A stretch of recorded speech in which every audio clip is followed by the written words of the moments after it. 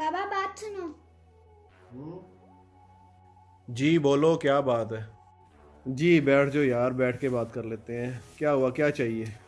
बाबा आप इतने लोगों को गिफ्ट देते हैं, हमें भी हार्बोर्ड चाहिए।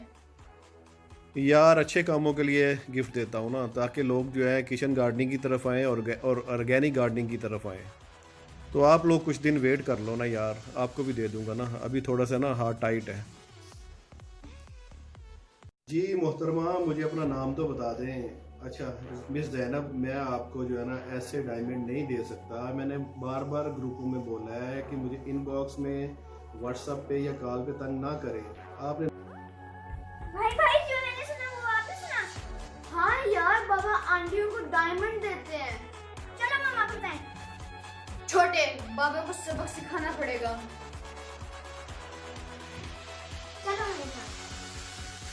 मामा मम्मा, बाबा आंटियों को डायमंड देते हैं लेकिन हमें हार्बोर्ड लेने से मना कर दिया।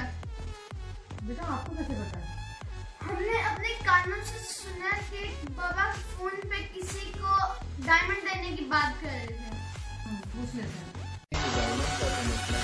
वो तो जो है ना वो तो बड़े भूल जाते हैं। हेलो, मेरे बच्चों